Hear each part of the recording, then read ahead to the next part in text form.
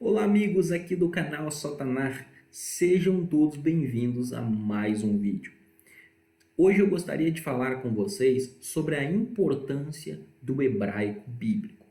Muitas pessoas pensam que o hebraico bíblico ele é importante para quem é acadêmico, quem estuda na faculdade e tudo mais. Mas eu gostaria de dizer para você que o hebraico bíblico ele é importante para todas as pessoas. E eu vou dar um exemplo prático aqui, bem prático. Como que o hebraico bíblico ele é importante tanto para você fazer uma tradução, como que isso tem um reflexo na sua vida espiritual, no seu relacionamento com Deus, naquilo que chamamos de santificação, por exemplo, certo? Dentro da teologia cristã. Então, eu gostaria de dar um exemplo para vocês aqui, prático, para que você compreenda a importância do hebraico bíblico, que, como eu estava dizendo, não é uma língua que deve ser aprendida somente por acadêmicos, tá? Mas por todas as pessoas. Ela é importante para qualquer pessoa. Eu gostaria de citar com vocês aqui um exemplo que é Levítico capítulo 4, tá bom? Eu estava aqui fazendo o meu estudo aqui de Levítico, né? Diga-se de passagem, o meu livro preferido depois de Gênesis, que Gênesis é o meu primeiro livro preferido, o segundo livro é o livro de Levítico, é um livro que eu gosto muito. E aí eu estava estudando aqui o livro de Levítico e eu decidi compartilhar algo com vocês aqui. E eu gostaria de convidar você aí, Levítico capítulo 4, versículo de número 2, certo? Eu estou lendo aqui na tradução João Ferreira de Almeida, tá bom?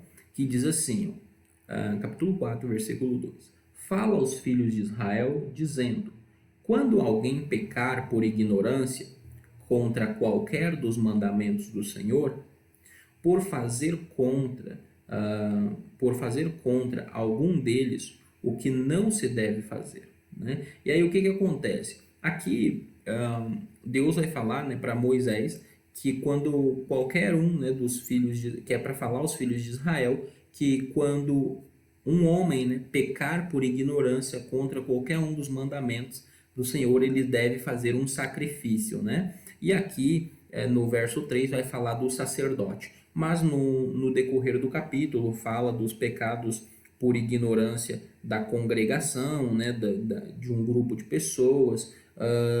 Vai falar no capítulo, no versículo 22 do príncipe, e no versículo 27 vai falar também das pessoas em geral. Então, o pecado por ignorância poderia ser cometido pelo sacerdote, pelo príncipe, por um grupo de pessoas, também poderia ser cometido aqui, dentro do contexto do capítulo 4, por uma pessoa, por qualquer pessoa, certo? Mas o que eu gostaria de enfatizar com vocês é essa expressão pecar por ignorância. Na João Ferreira de Almeida e em outras bíblias, essa expressão pecar por ignorância, ela acaba obscurecendo um pouco o texto. Eu não diria que ela está errada, mas ela obscurece um pouco o texto. Uma outra tradução, se você, para quem conhece o hebraico, pode trazer mais luz, deixar o sentido do texto mais claro para que você possa aplicar na sua vida. Então, por exemplo, eu vou mostrar para vocês aqui o texto em hebraico, certo? Quero demonstrar para vocês aqui o texto em hebraico e mostrar um trechinho para vocês aqui, tá bom? Para que vocês vejam, né, essa expressão aqui que nós vamos nos focar, tá bom? Então, nós temos aqui, ó, eu vou ler aqui o versículo 1 e o versículo 2 até a parte que nos importa, tá bom? Então, nós temos assim, Vayedaber Adonai el Moshe lemor, né? E falou, né? E falou Adonai a Moisés dizendo, Daber el Bnei Israel lemor, né? Fala aos filhos de Israel, dizendo, Nefesh ki terreta bishegagá, tá? Mikol, Mitzo Adonai. Então, o que nós temos aqui, né? Fala aos filhos de Israel dizendo,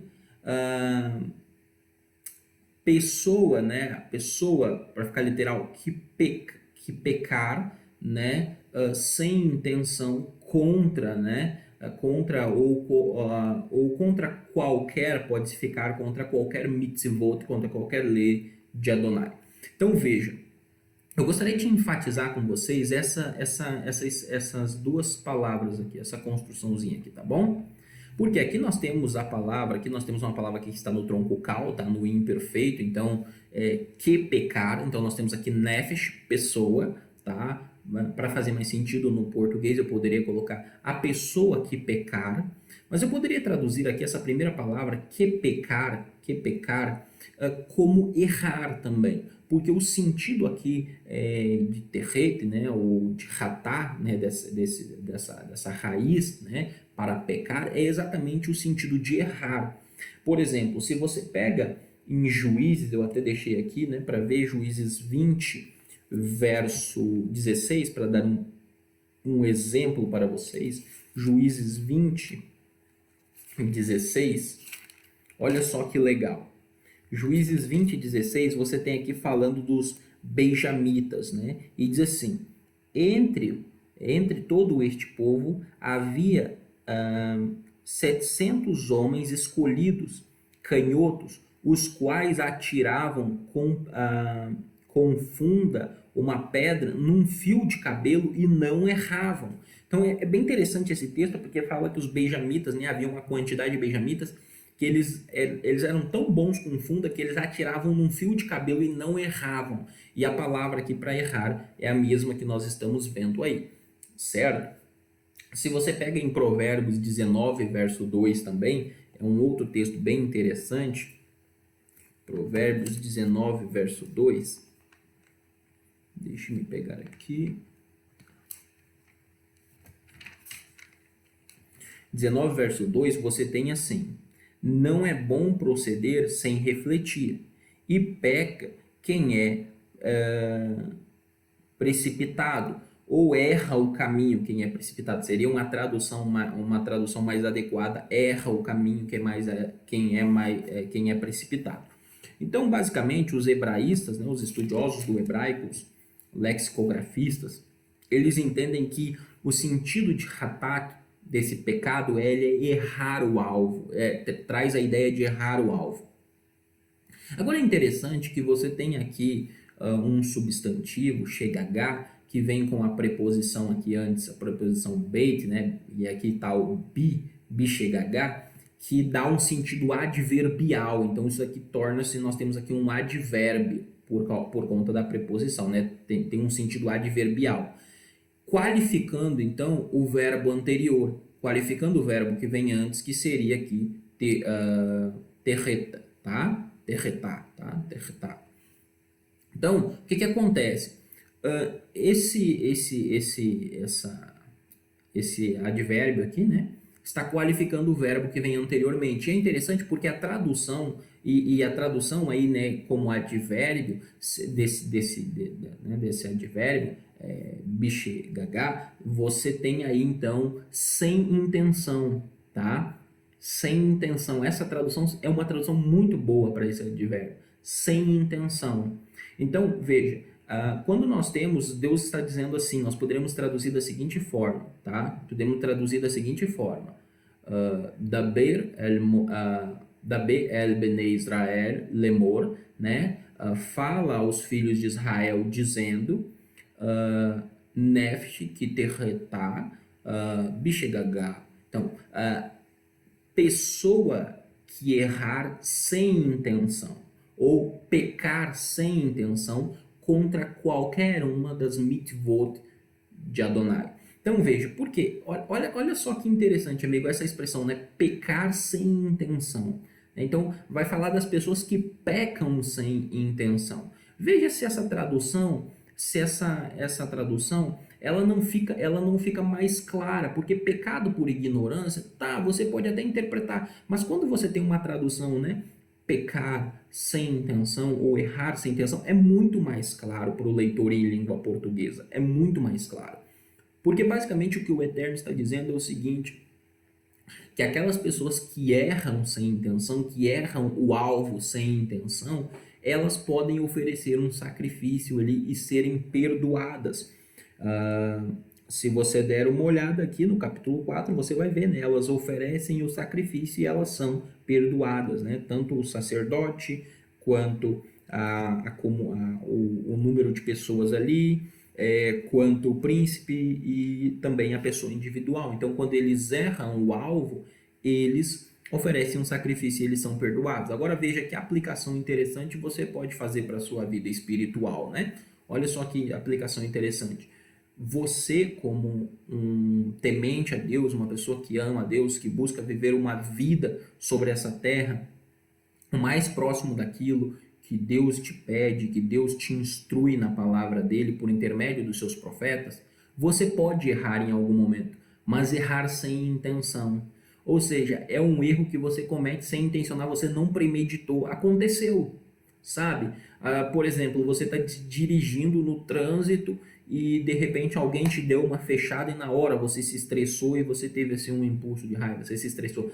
Você fez aquilo sem intenção, foi na hora, foi de momento, aí depois você para e você diz, oh meu Deus, por que eu fiz isso? E aí você vai lá e você pede perdão e Deus te perdoa. Por quê? Porque aquilo não foi a tua intenção, foi um impulso, foi uma coisa que aconteceu. Então você pecou sem intenção, você quebrou a lei de Deus sem intenção. Entende? Então quando você faz algo sem intenção, Deus ele te perdoa. E aí nós temos, né, a graça de que quando Yeshua, Jesus, morre na cruz do Calvário por nós, ele nos dá a oportunidade de chegarmos a ele, como diz o livro de Hebreus, e ele nos perdoa, e etc. Então veja que belo, quando você entende de forma mais clara o texto. Agora, para você que ainda não começou a estudar hebraico, você pode usar uma tradução, ter traduções em casa para comparar. Por exemplo, uma boa tradução é a NVI. É a NVI. Olha só que legal, como que a NVI traduz esse texto.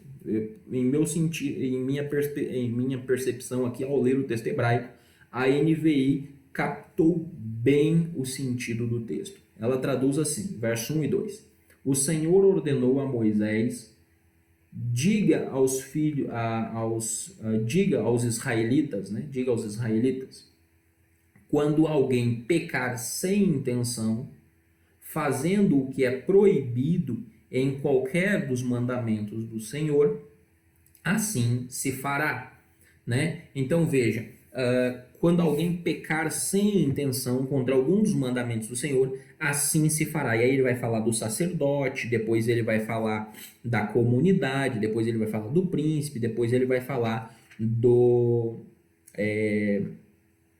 da pessoa individual. Então veja, se alguém pecar sem intenção, e aí ele vai dar aqui o sacrifício. Quando alguém pecar sem intenção, a pessoa vai fazer esse sacrifício aí, né? E ele vai ensinar a pessoa a fazer o sacrifício ali para que a pessoa receba o perdão dos seus pecados. Então, amigos, aqui fica uma aplicação para a sua vida pessoal, né? Você deve buscar o quê? Pecar sem intenção, né? Na verdade, nós nunca devemos buscar pecado, né? Nós nunca devemos buscar pecar, mas que quando nós pecarmos, que seja sem intenção, que seja algo acidental, né? Quando nós errarmos o alvo.